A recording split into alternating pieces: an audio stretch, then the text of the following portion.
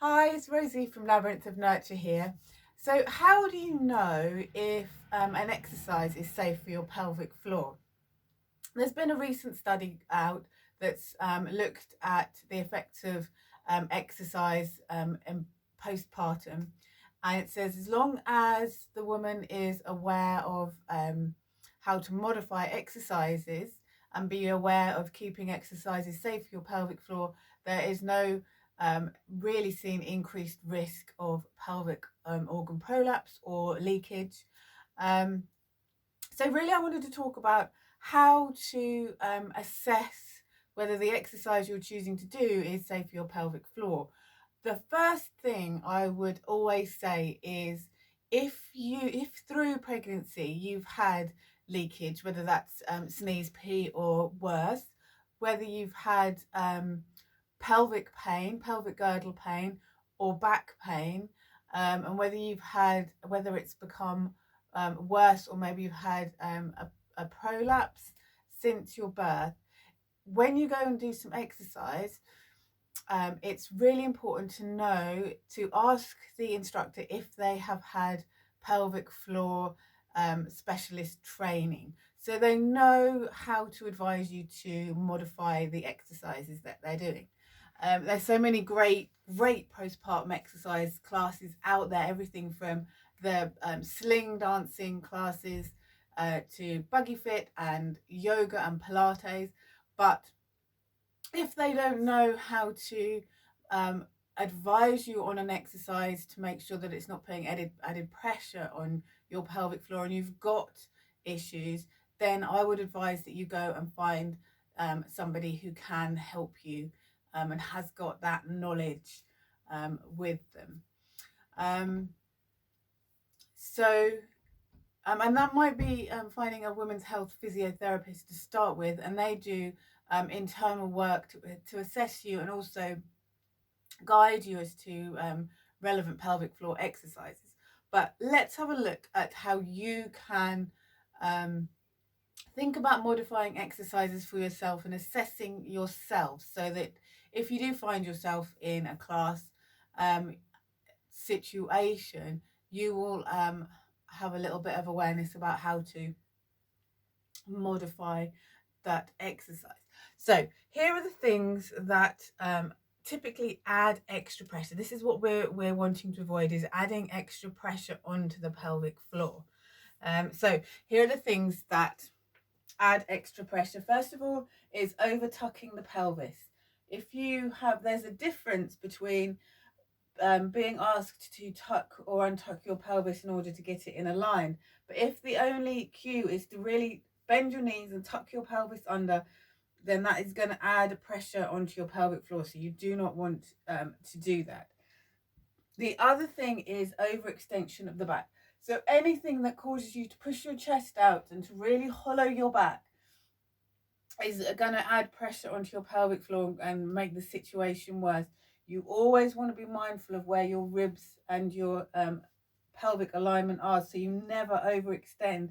That's not to say that you can't do the beautiful stretches at some point, but not while you're trying to resolve pelvic floor issues. The other thing to think about is if you're doing anything on your back that involves sit-up type work, or bringing the legs and the chest together.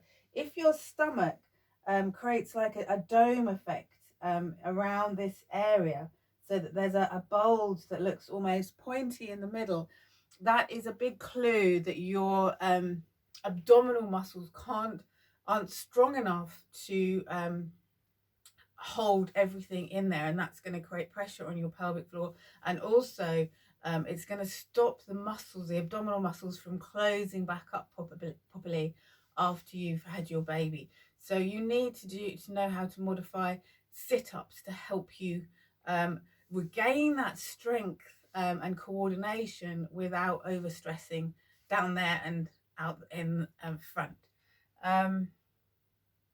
The other thing is very deep lunges and overstretching in the lunges. So if you are thinking of a lunge like this, And we really think that that's opening up this space, which it isn't. All it's doing is putting strain on the ligaments of your leg. It's causing a lot of instability in the pelvis and therefore the pelvic floor. So I really would advise not trying to get that deep lunge.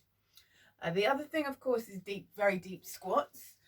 Quite often people think that squatting is a good way to get function back into the pelvic floor, but there is quite a lot of things that you can see in squatting that can show you where your weaknesses and tightnesses are. And if you're just coming down into squat, especially if you're doing it fast and repetitively or holding that position for a long time, the squat will just increase your pelvic floor issues. So we don't want to do that. In fact, I've made a video about squatting and pelvic floor rehabilitation, so it's worth having a look for that video.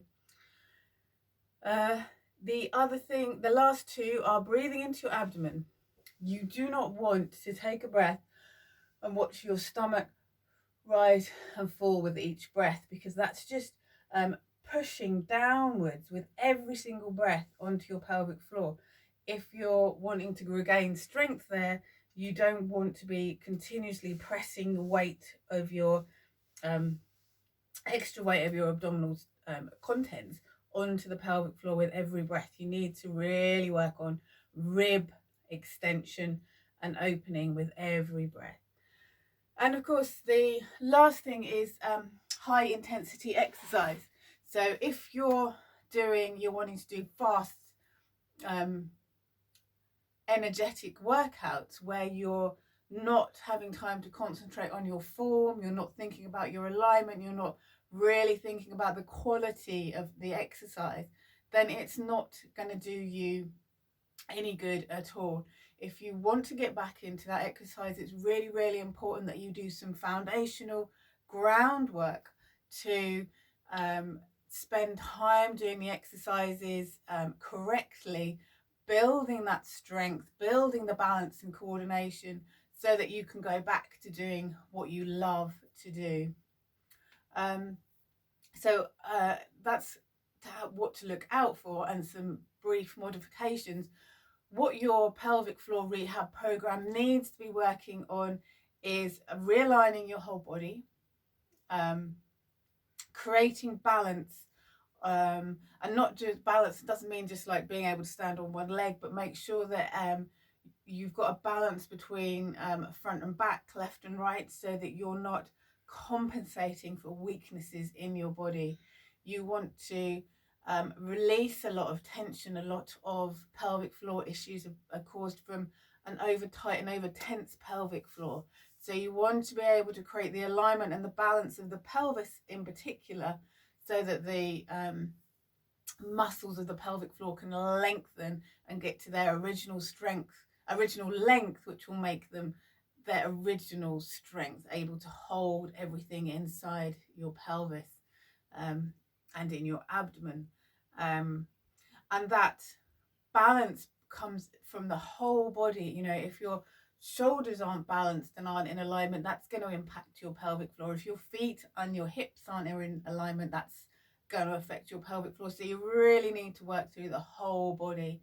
And a lot of that comes to coordination as well. Can you move different parts of your body without other bits becoming involved? So, you know, a pelvic floor, a rehab program really needs to build the foundations, get you mindfully working on in your body, so that you can then go away and do the exercises you love and you loved before you had your baby, or the exercises that you would like to do. But your pelvic floor program will make sure that you learn the modifications for exercises and the essential exercises you need to be doing to rehabilitate yourself. So I really hope that helps. I do have an online pelvic floor course, which I'll link in the description. And if you're local, I will be running, hopefully from September, my in-person pelvic floor classes as well. But if you want to contact me, I'll leave my email there as well. Lovely. Thank you very much. Do take care.